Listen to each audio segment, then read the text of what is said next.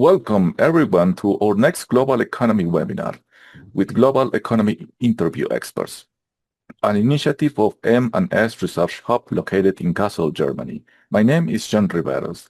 Today's session is titled Tariff Tempest and Trade Wars, Navigating the Tariff Storm with Strategic Policy Responses.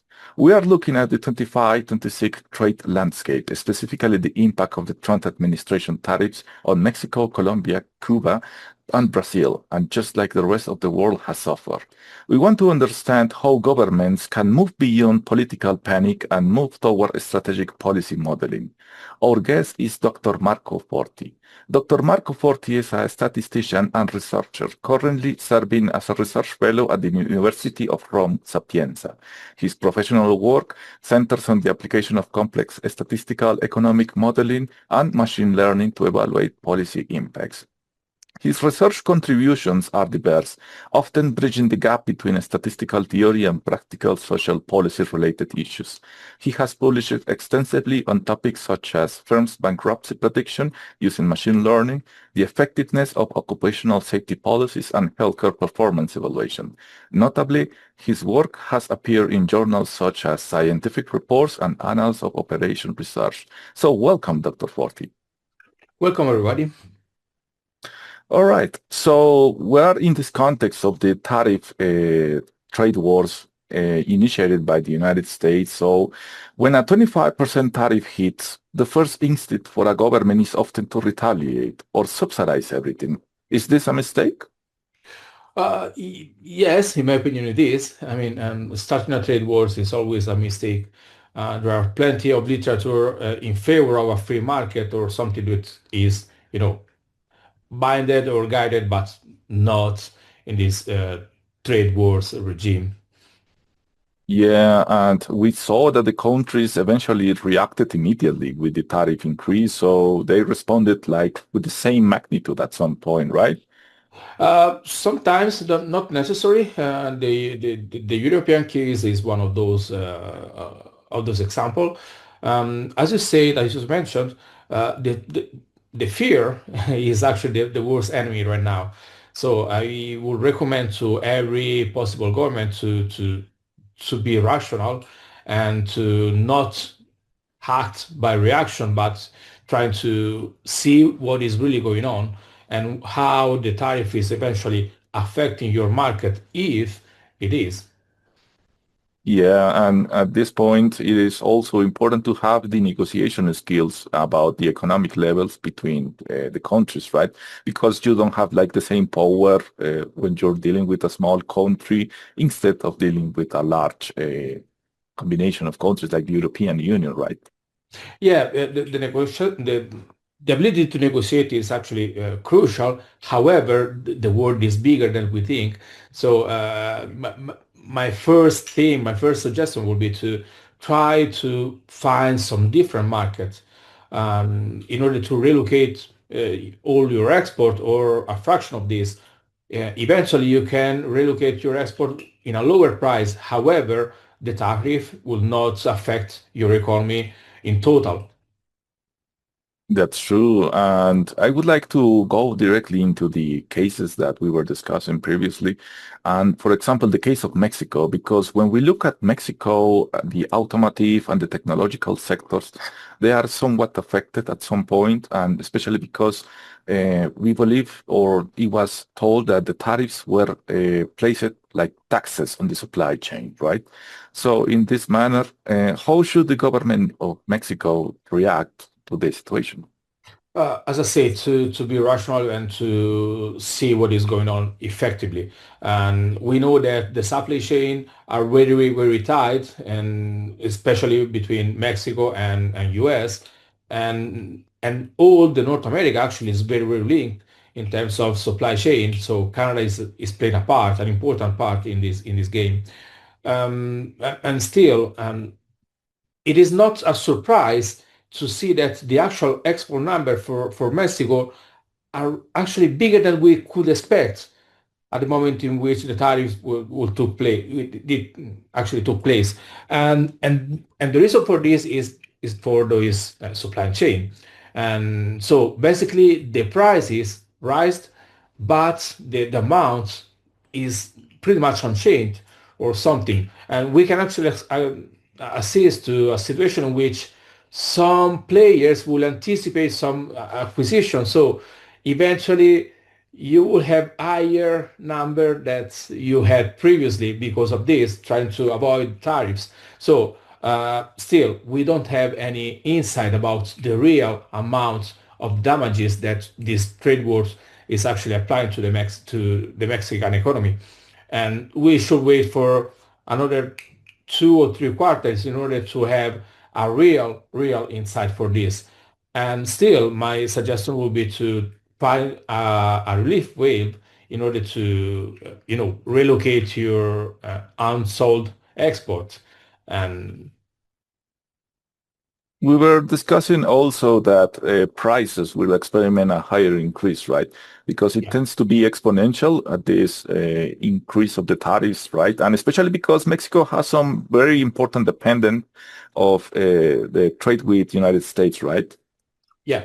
There are some studies that actually certify that, for example, in the construction of a car, there are pieces of this car that cross the border from 8 to 12 times, and the border is between Mexico, US, and Canada. So if you apply a 25% tariff anytime you cross the border, you will have your price to be increased not just by 25%, but exponentially, as we were saying. And I know that the US government tried to take care about this aspect, but still the situation is a bit fuzzy. Yeah, and we were saying that also one of the most important strategies that Mexico can do, and also the rest of the countries affected by the tariffs, is to expand the markets, right? Yeah, To start dealing with other countries and increase in this sense the trade with other nations, right? definitely. Great. So now I would like to move from other cases related to Colombia and Brazil. So Brazil and Colombia, they deal with commodities, steel, soy, and coffee. Maybe Brazil has a larger industrial sector in comparison to Colombia. But once again, what would you think would be the strategy in this case?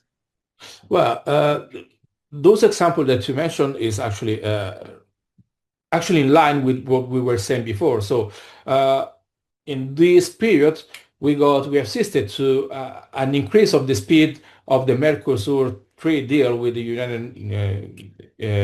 European Union. So, and this is a massive agreement. So you need to consider that this agreement took about 25 years to take place, and actually just in the last year, try to, it's actually been signed. So this is an important testimony about what we were saying, and the amount of commodities that is in this deal is very wide. So I mean, and we got soil, we got meat, we got a lot of commodities that is actually in this deal, and this is very important. So that they try to relocate their exports in a different market. So they try to escape to the trade war instead of fighting it. And we were also discussing about the potential application of the DSGE model, right? Yeah, So because you say that one point of this world situation will be in terms of job loss, and the point is that if you want to react uh, instantly to this kind of shock, you probably won't have an effective instrument, an effective data to articulate your response. And the reason is quite simply because you got some lag between the situation that is actually happening and you to record it and to generate data, and more importantly that most of the time the actual micro data necessary to do that is not so easy to be collected. So you need to do everything in a different way, and different way, it means that you need to articulate a scenario, some scenarios, and the instruments that need to be applied are instruments that are able to do some scenario analysis. And DSGE is one of these. So if you are able to construct a DSGE which is micro-funded over the job market and eventually micro-funded over some specific industry, you can see what is going on and you can see what is the reaction of the whole economy once this kind of shock is actually applies to your economy. Otherwise, you can only figure out a response ceteris paribus. So you can shock one variable while the rest of the economy seems to be quite rigid to this. So this is one of the reasons why the DSG model are so popular and used. And especially in the case of these developing economies, we got some scarce data, right? So Yeah. developing these models could be complicated, and even the problem with the data makes the whole thing more complicated. Yeah, yeah, and at the end of the time, I said so. We got two level of difficulty. So this kind of model can be very, very difficult to be built, and still you need to manage with time. And in this kind of environment, time is a thing. So time is a central variable in in a model that you build to react to a situation. And especially because the kind of negotiations with the trade wars has been like instantaneous, right? So there's no Yeah, actual time to develop these ideas. totally. Okay, now I would like to move for the case of Cuba because Cuba is a very unique case in contrast with the rest of the South American economies, maybe. And Cuba has dealt with trade frictions for decades, probably from the last 70 years, maybe. And this makes the whole thing more complicated because the government does not have like a way to deal with this. And we were also discussing that given these situations, trade with other nations is also complicated, right? Yeah, you talk about trade frictions, but the example of Cuba is not about a friction, is more about an embargo. And which, so a friction implies that with some degrees of stickiness, you can plug in your country, but the embargo is some a difference, is very different scale. So, and this makes everything more difficult to read. We got a lot of things to consider about Cuba. For example, this embargo is so long lasting, for example, about 6 or 7 decades or so, that we actually have no idea how good Cuba would be without an embargo. So the scenario analysis about Cuba is pretty much impossible to be done. Yeah, and we were also discussing that the political structure is very complex and very unique too. And the case of China is not exactly the same, but has some similarities, right? We Yeah, got some market structure, which is not so easy to change. There's no free trade. And also we got like the problem with the middle class, right? yeah. The similarities stems from the fact that they got no free market at all, and so the central government actually has an impact, a direct impact over both supply and demand of the whole economy, and this is a thing. So we're not, if you think about to structure a policy in Cuba or in China, you're not thinking about having some incentives or something to push up your economy, but you're talking about something more centralized. So you can actually define what and how to consume something. So this is the first point. And the second point is that, of course, if you change this situation, you're not changing just the political and the economical aspect of those countries, but you will have an impact, a major impact about the whole social structure. For example, we know that, and this is actually true for both China and Cuba, that we got a few wealthy people and a mass of people that are just above the, you know, survival level or something like this. So we don't have a proper middle and upper middle class in those countries. And if we try to, so opening these markets will imply to create this upper middle class, but we don't know what are the social consequences of this, and we don't know what the possibly political consequences of this change will be. So we don't know, for example, if an upper middle class will accept such a directional government, both from Cuba or China, for example. And also, we were thinking that inequality is also going to suffer massively with these tariff trades, right? Yeah, totally. I mean, and this is just a consequence. So as we were saying before, we're assisting in of a situation in which we have just a few wealthy people and a mass of people that are just slightly above the survival level. Um, of course, in this situation, the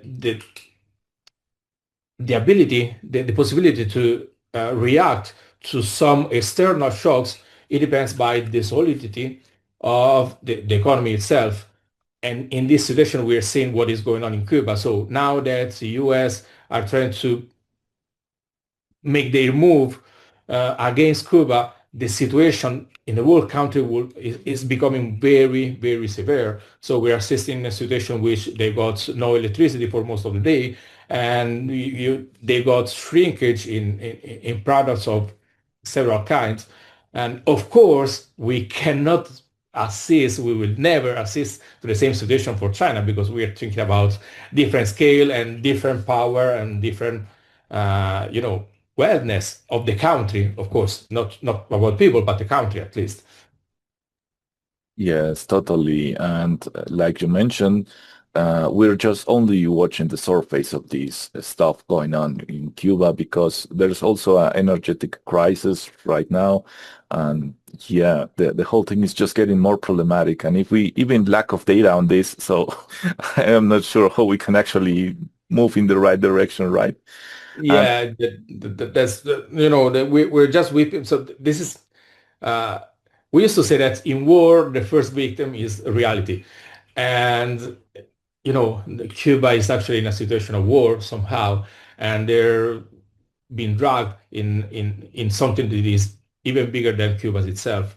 And of course, they cannot provide any data for this at any level because it will become an instrument against Cuba itself. And yeah, and I would say that we can't say that in general countries have tried to expand the markets, and we were discussing about, for example, the South American trade with the European Union, which is a way to react from these tariff wars, right? yeah, So to wrap it up for the viewers, what think or what do you believe about these strategic ideas for the governments that they can do? We mentioned already the market expand to other countries, but maybe some other stuff can be usable, right? yeah. So try to wrap everything up. I will I will use some keywords. The first one is try to be rational. So try to not be impulsive and, give time to time. So try to move along with numbers. So this is the first recipe. And the second one is that you don't put all your wealth in just one basket. So try to move over different markets and try to diversificate your source of income, in this case, the exports. We're talking about this. Um, those are the main two recipes. And the third one is that, and this is always true for whatever situation we want to analyze, is that any possible analysis should be multidimensional. So as we just scratched the surface about some economic, political, and social situation considering just a few countries. However, any of these topics should be analyzed properly and solely, so that the next step will be to recollect everything to some rest right, so to try to reformulate some conclusion, but several different analyses should be done part by part, and you should go deeper to the specifics of what you're studying, both at social or political or economical point of view.